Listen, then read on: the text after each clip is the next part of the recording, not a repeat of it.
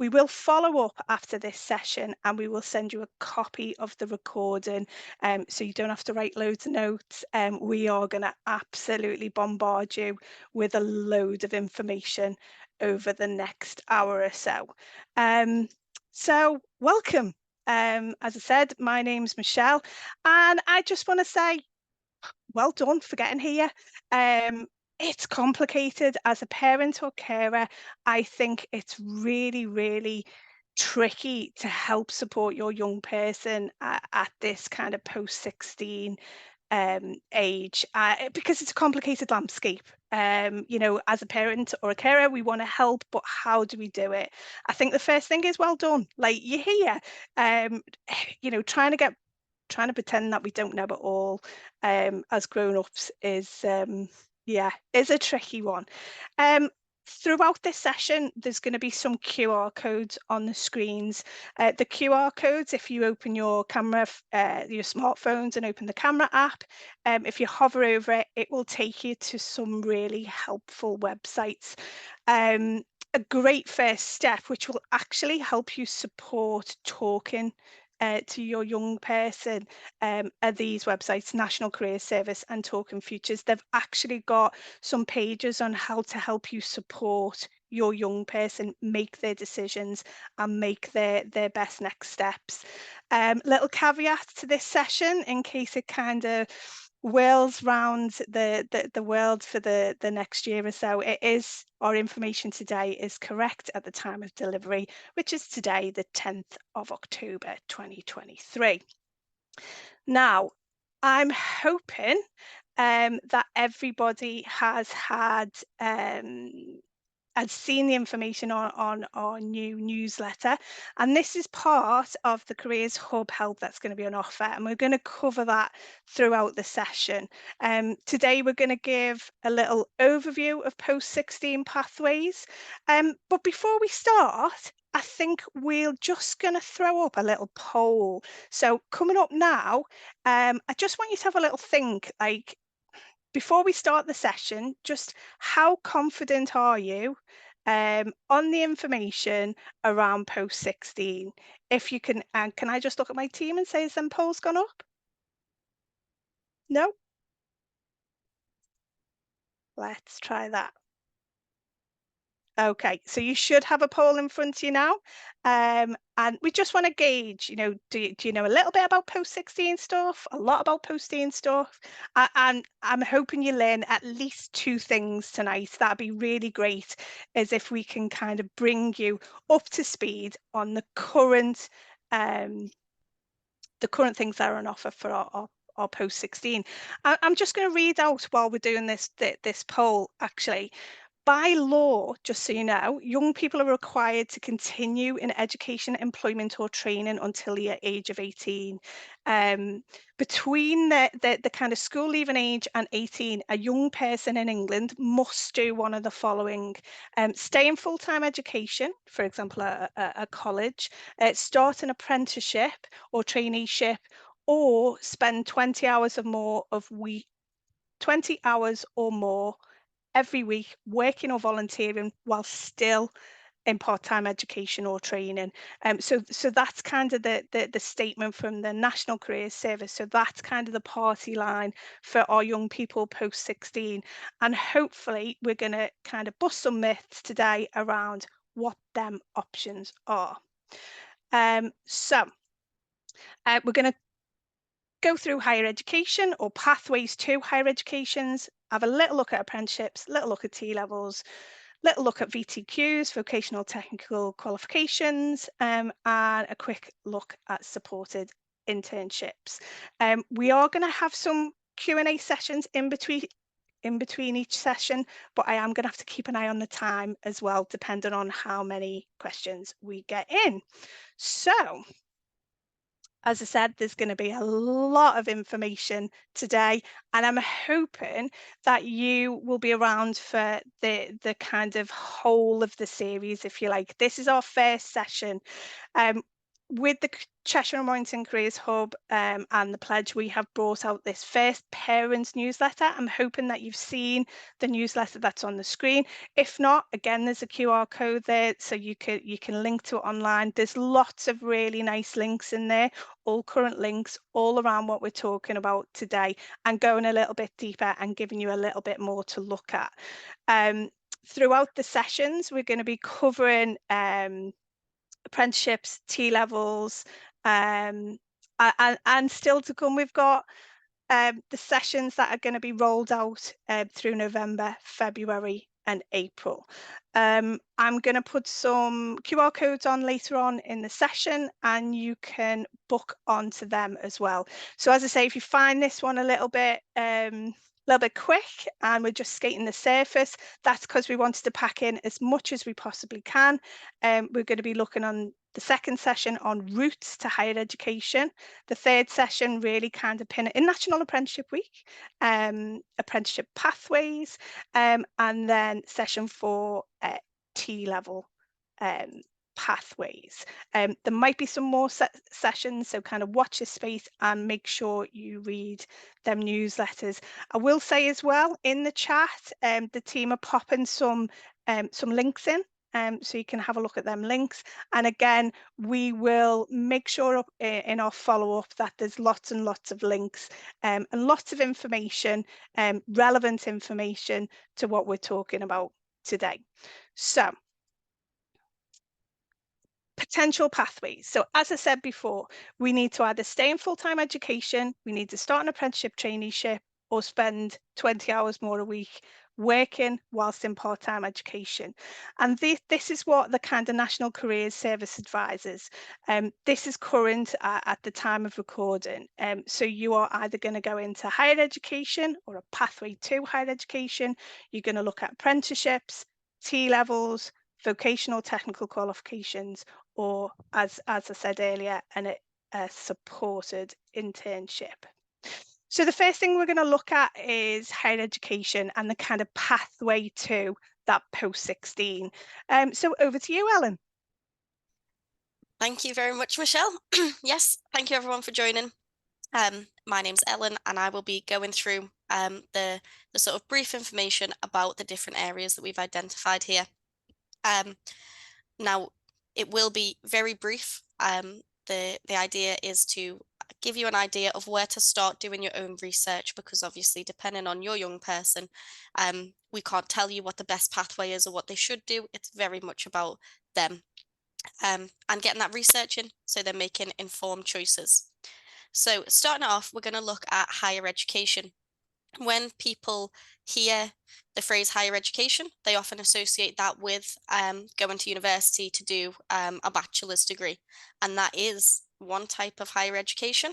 But there's lots of other different pathways and things that you can do that are higher education. So higher education qualifications are any courses that are level 4 or above.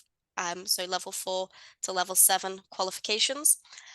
There's thousands of different ones available. The familiar ones like doing, a BSc or a BA at a university.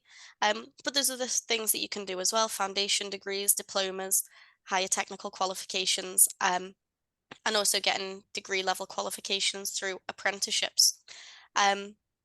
They can be studied at a university, but you can also study at college. You can study with training providers through a workplace, and some of it could be online as well. This is a post-18 option. So this is something that your young person would be looking at doing after they had left school, after they'd left sixth form or college.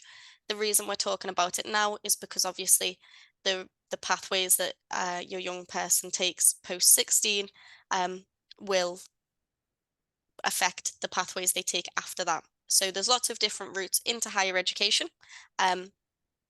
If we have a look here, so generally, because higher education qualifications are level 4 and above, the entry requirements for most of them are at least a level 3 qualification. So that would be something like A levels, T levels, an advanced level apprenticeship, or level 3 VTQs such as level 3 BTECs. There's no upper age limit on higher education. So, although it's very common for young people to, for example, go to university after they've finished college or sixth form, it is something that is available throughout, the rest of their life. So, you can go to university later in life. You can get those higher education qualifications later on in your career through your workplace, maybe to progress or to change your career pathway. So open to anyone post 18 in England. Where you can look, so if you take that QR code, it will take you to the UCAS website, the University Central Admission Service. That is the pretty much the number one place to go for information about higher education. It's focused, there's a lot of information about university admissions, but they cover everything as well, other HE qualifications and degree apprenticeships as well. Really good to check if there's particular universities your young person is thinking about going to. Look at their websites, check out their open days and information. A lot of them do webinars and things like this as well.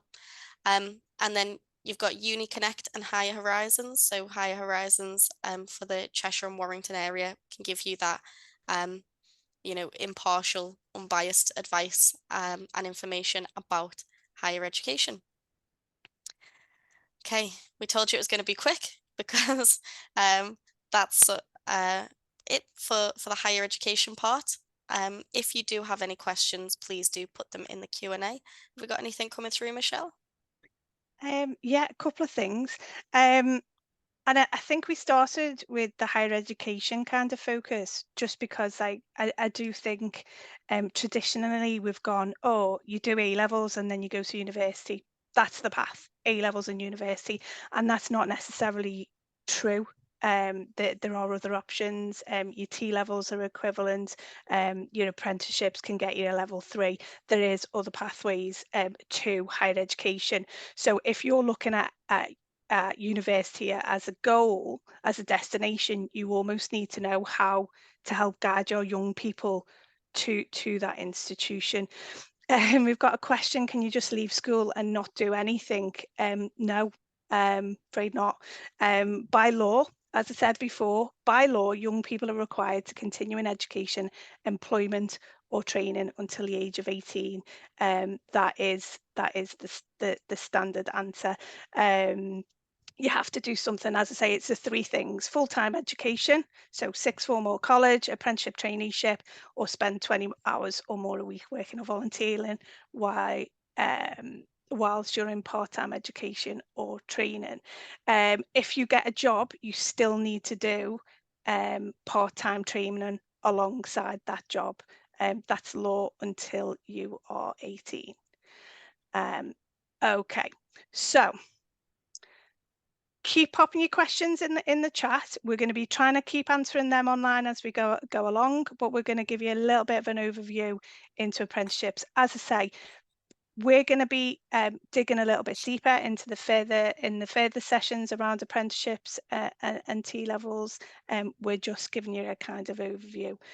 Someone's just said about if your child has special educational needs. We're kind of going to touch a little bit on that later, Terry, and someone's typing you an answer as well. Over to you, Ellen. Thank you very much. So the question about getting a good job actually fits really nicely into what I'm going to talk about next, which is apprenticeships. So an apprenticeship is a job. Apprenticeships have a minimum age of 16 in England, but no upper age limit. So similar to HE, you don't have to do an apprenticeship when you're 16. You can do one sort of at any point in your career.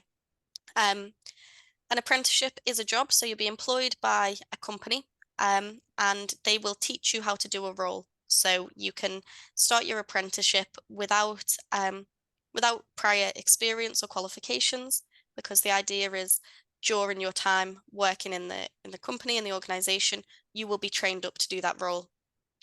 You'll get specific skills from the staff, and you also study towards a qualification at the same time. So sometimes you'll hear apprenticeships referred to as earning and learning, because you're doing a job, you get paid a salary for doing that job.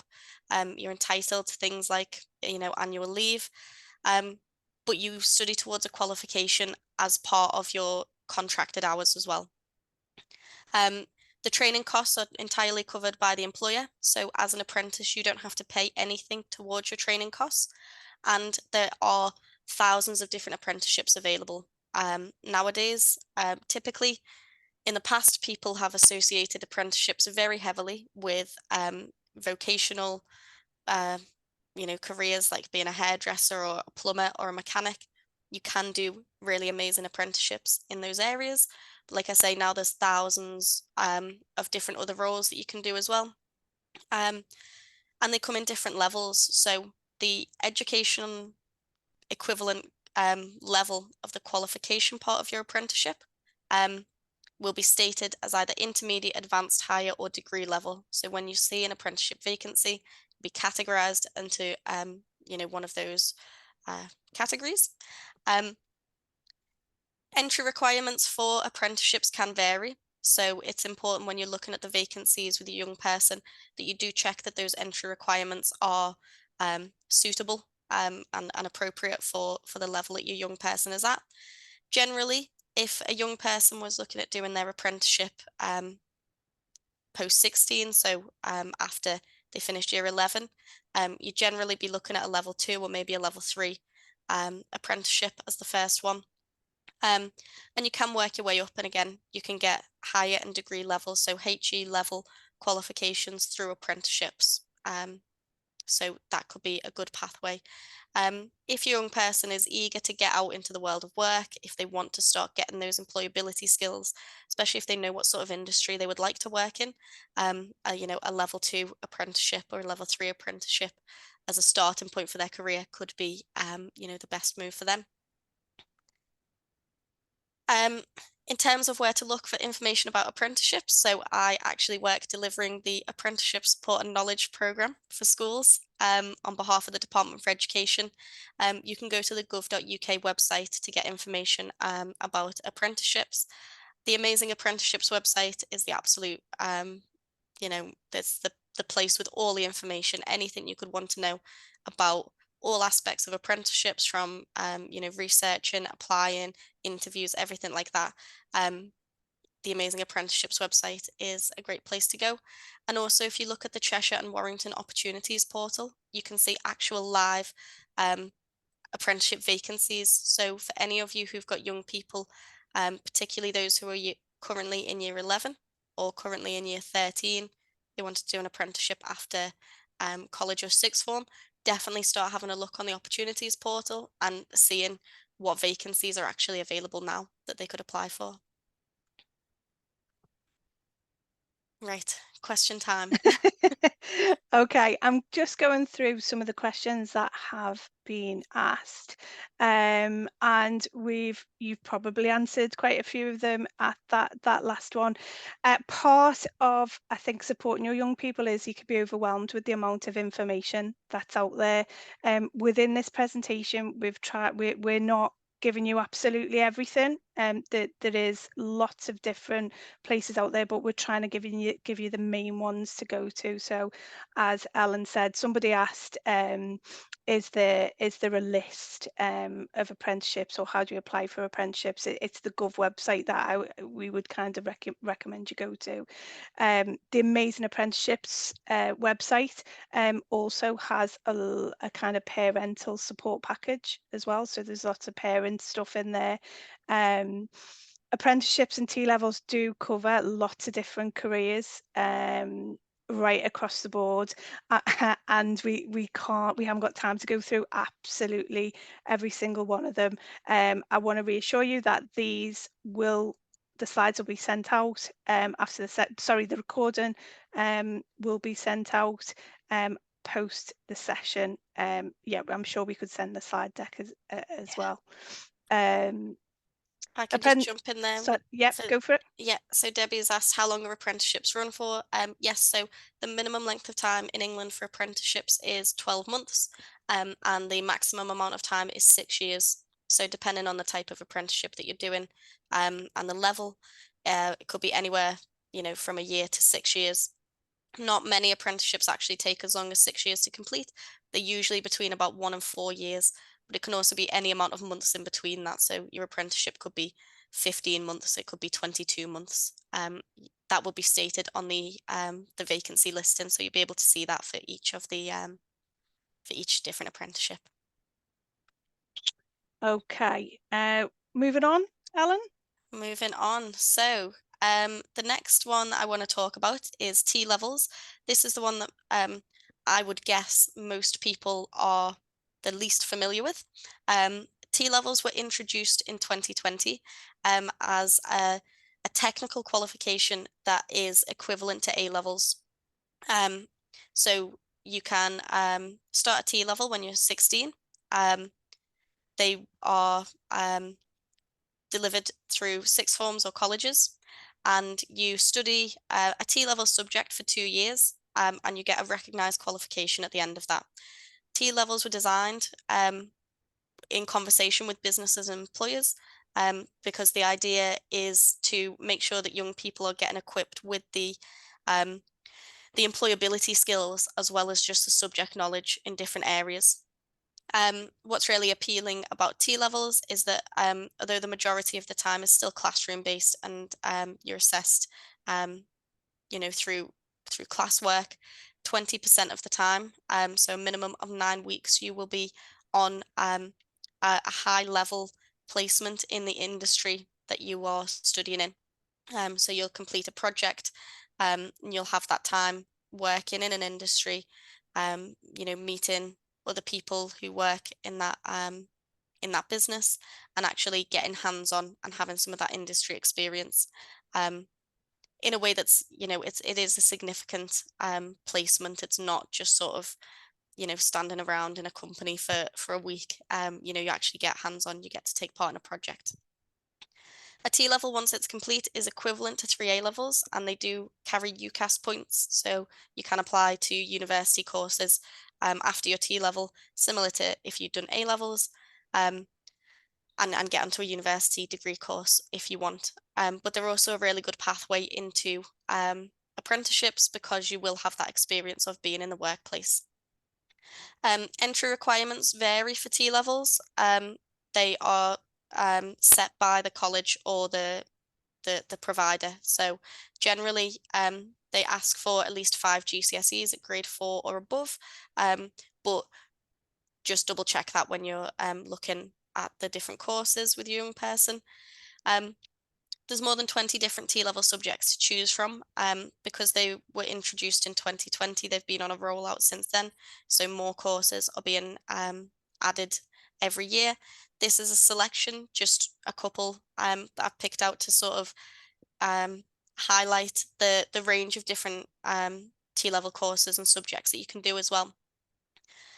Even though you study one T-level course, so for example, if you did the management and administration T-level, that is what you would apply for and be studying, but there's lots of different modules and a range of content within them as well. So you still get to study, a broad range of material through the T-level. The Ask program as well, despite the name being Apprenticeship Support and Knowledge, does also give T-level information. Again, there's a government website, tlevels.gov.uk. What's really good about that is you can put in your postcode and it will show you which colleges and providers in the area offer T-levels and which subjects you can take. The Amazing Apprenticeships website as well also has lots of T-level information also, as well as the apprenticeship information. So you can follow that QR code and check that out. Oh, yeah, already an absolute ton of information for you, hopefully to try and start the beginning of the research for the different pathways. We've had quite a few questions come in, and we have answered quite a few. Main difference between apprenticeships and T levels, Alan? So the main difference is that a T level is a study course, and an apprenticeship is a job. So with an apprenticeship, you get paid, you have a contract. It's the same as any other job that you would do. Whereas T levels are just a study qualification. You don't get paid to do a T level. The majority of the time for the T level is studying. It will be classroom based, and that 20% of the time will be on the work placement, which is the opposite of an apprenticeship, where 80% of your time on an apprenticeship is spent in the workplace doing the role, and 20% of your hours will be dedicated to the qualification. Brilliant, brilliant. That, as I say, it's trying to get the understanding there. Is a BTEC the same as a T level? No, a BTEC is not the same as a T level. So the main difference there is that the T level has the work placement as part of it. It's integrated into the qualification, and it takes 2 years to complete. Um, with a BTEC, there's not the same requirement to you don't have that work placement. BTECs come in different levels as well. So a T level is a level 3 qualification only. BTECs come in different levels. That's a bit of a spoiler because I'm going to talk about that in the next little section. Um, Brilliant. There's a few more questions about T levels. We'll try and answer them, but we are going to do a full session on T levels as well, if you want to come along to that. I'm just going to address there's one question that's come in, and as somebody who has young people at home myself, they're asking about central support to help young people with interviews and CVs to gain experience. School obviously does have career support to support your young person in high school. But honestly, it's using all the information that's out there. Again, doing a little bit of research and helping to support your young person as much as possible. One of the things that I would say, there's lots of stuff out there on social media platforms. There's different organizations that you can follow. There's online sessions that are happening all over the place. And again, I'd kind of point you towards the stuff like Amazing Apprenticeships, the National Careers Service. It's giving you lots of top tips of how to help and support your young person. Also have a look at the Cheshire and Warrington Pledge. There's lots of information happening. There's lots of things coming up. There's careers fairs. Everything is on that newsletter. So make sure you've got the link for the newsletter. I'll make sure we get the link for the newsletter in the chat, so you can see that there's lots of stuff happening locally, how you can support and ask employers questions around interviews and CVs. Moving on, Ellen, sorry, pushing you Okay, on that's again. okay. It's okay. Um, so the next thing I'm going to talk about, vocational and technical qualifications.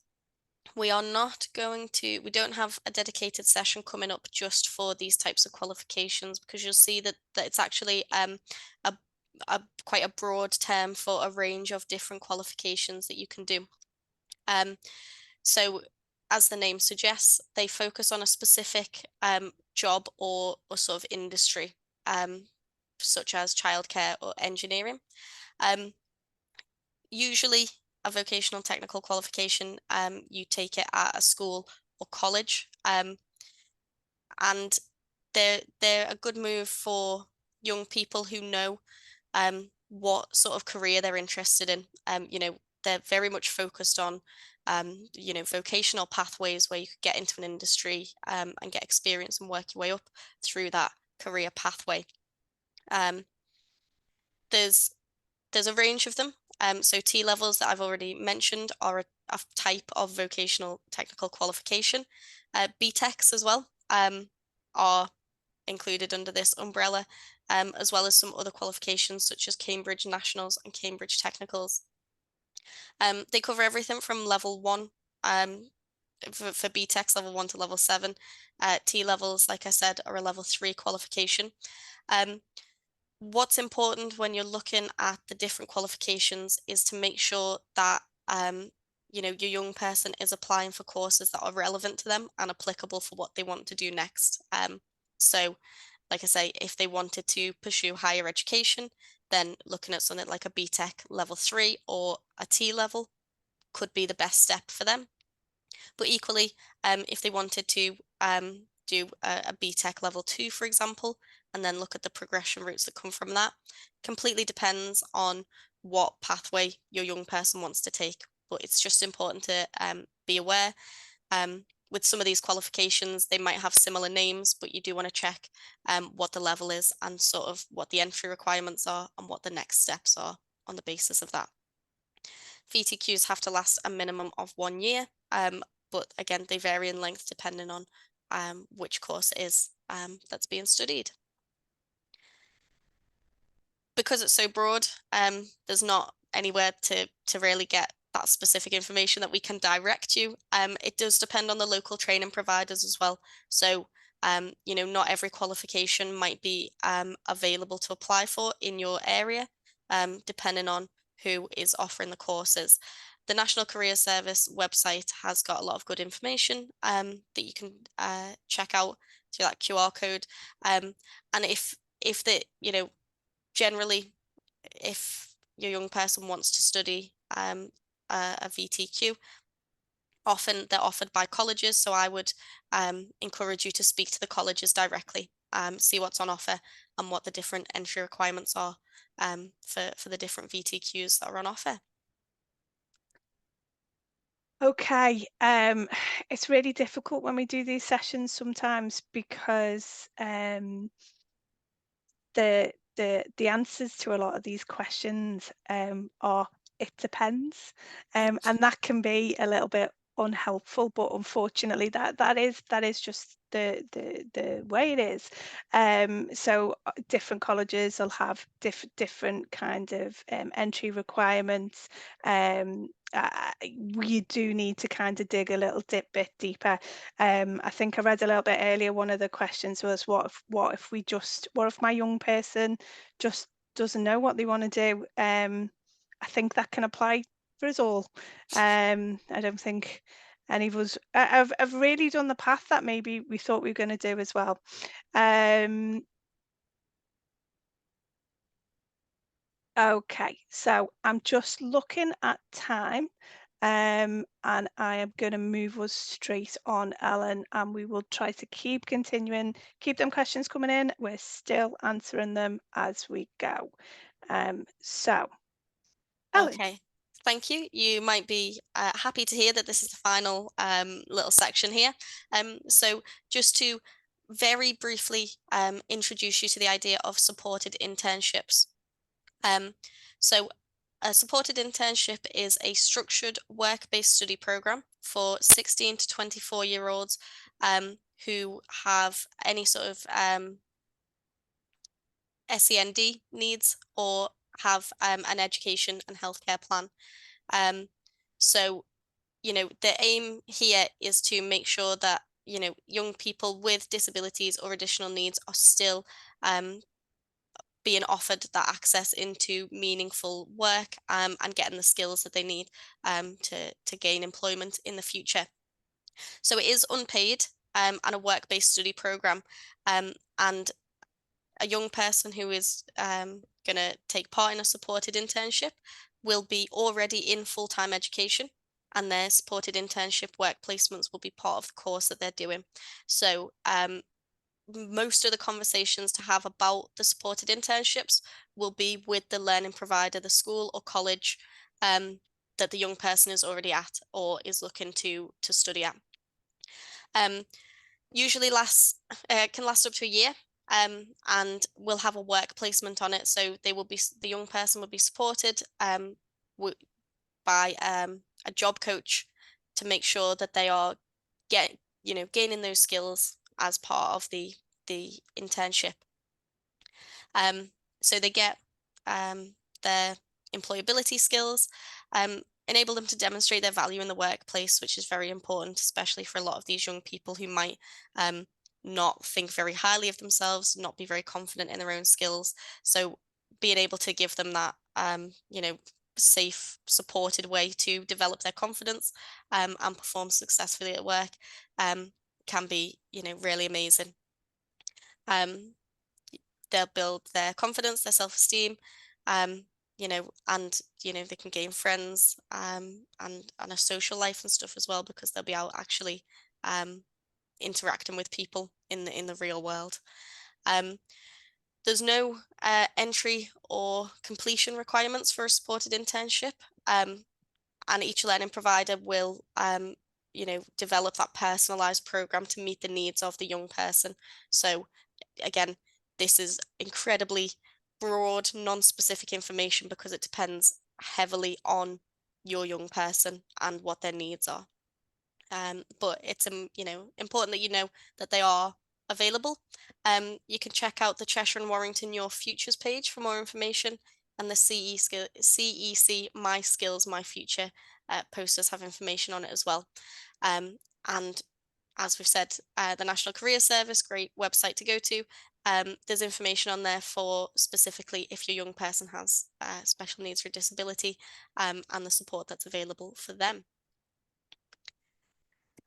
And that's it. The final little Q&A here from me. That's all the information that I have to share with you this evening. Oh, thanks so much, Alan. As I say, lots of information that's been squeezed in. I'm just going to read out a couple of the questions and a couple of the answers that that have been coming in as we've been talking. But one of the things that's been asked is if the questions being asked are going to be available once the Zoom session has ended, because there's some really yeah, we're hoping to give some good answers to your questions. We're going to try and put this in a kind of FAQ document, just to see that there's a couple of similar questions, and we'll kind of put all that together, and that will go on the follow-up, and the recording, that will go out post the session. Somebody asked if your child doesn't have a clue, can you apply for several different courses? I think the short answer is yes for college courses, T levels, and apprenticeships, but UCAS, university applications, they limit it to 5. T-level routes, changing all the time. As I say, correct at time of print. If you're looking into T levels, I really would recommend you come to the T level session that is going to be happening in April, where we're going to dig a little bit deeper around T levels.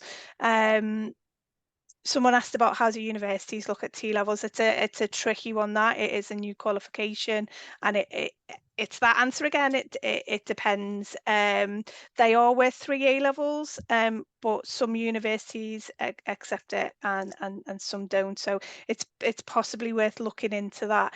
The answers to a lot of our questions in these sessions can sometimes, as I say, be a little bit frustrating because there's a lot of it depends. And we were trying to do a really broad brush over what we were talking about tonight to maybe make it a little bit clearer that these are the pathways that you can go down, and these are the pathways to higher education as well. I suppose the short answer for all this is you need to do a lot of research, to support your young person. There's a lot of information out there. We've tried to give you the government site, the DFE site, and to make sure that you're getting the kind of right answers to your questions. Let me just flick through any more. Just to jump in on some of these, so the 16 to 18 education free in all cases, yes. Yeah, if it's the first, if your young person is 16 to 18, do you have to have an EHCP to access a supported internship? Yes, you do. Because it's done through the schools and things like that. So I think just a diagnosis of any SEND wouldn't be sufficient. You would have to have an EHCP. Can a supported internship be completed as part of a T level? No. And I think if your young person needed the support of a supported internship, a T level would not be right for them. Anyway, at that point, because it can, the work placement is part of that. We've got do schools offer any support for parents? I'm afraid it's going to be that answer. It depends on your school. Most schools do. I would say yes. Most schools have a parents bit on their website. All schools will have a careers advisor that will be supporting your young person. Your careers advisor has support from the Careers and Enterprise Careers Hub. And again, we're working together to make sure our schools have got support around up-to-date information with the pledge and the Careers Hub. The newsletters will be coming out via your schools.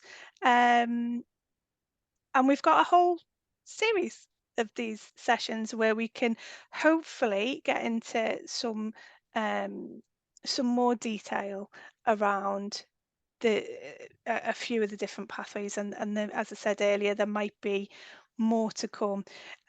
What we're going to try and do on the next sessions as well is kind of keep them keep a bit of time at the end for if you've got specific individual questions, we can try and help answer as many as possible. Is the resultant award for T levels the same level as A level? A T level is equivalent to 3 A levels. That's the comparative answer. So, whilst we're still answering questions, because there's kind of there's still level questions coming in. I'm going to relaunch, she says, hoping the technology works.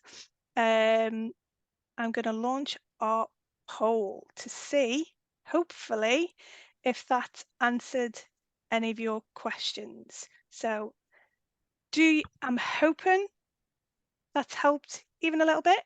As I said at the beginning, if you've got you've took a couple of things away from today, I hope that's helped a little bit. Again, I'll go back to what I said at the beginning. It's not as easy as it looks. The Even the first parents newsletter that we put together, there is a ton of information in there. It's nice to see that the kind of confidence has changed a bit. So I hope we've done and answered a few questions for at least a few of you. Thank you so much for taking your time tonight to kind of to help support your young person. We've answered nearly 50 questions tonight, and we've had, as I say, over 200 of you on the call. So thank you for taking your time. If there is no more questions, and thank you for saying it was an excellent session, much appreciated. That's lovely. Few people are asking about T levels. We're going to put a link in the chat. There's lots and lots of information on T levels on the Amazing Apprenticeships website, and I will make sure that we do some follow up in the follow up email, that we've got a good chunk of T level stuff, because yeah, you're right, it is a little while away. Just to jump in on that as well, just about the T levels, what I would say is if your young person is in year 11, and would be applying for T levels this year to start next September, I would get in touch with the colleges and start looking into that now, because the deadline for applications will vary depending on the college. If your young person is in year 10, then the session in April will be exactly a great time to join and get that information. Amazing. Thanks so much. Do we have a mailing list we need to join, or our details already sent? No, we don't have a mailing list as such. You need to sign up for each of the sessions. We will again, we'll send that out with the follow up email to make sure that you can book onto each one. Yeah, it's a complicated landscape out there, and I think the earlier you can kind of start to do your research, start asking your questions to colleges, sixth forms, or even thinking about that university destination. Yeah, the earlier the better. Great. Thanks everyone for your time. We're gonna end that now. Someone going to stop the recording for us, and we will get all this information out to you as soon as possible. Have a great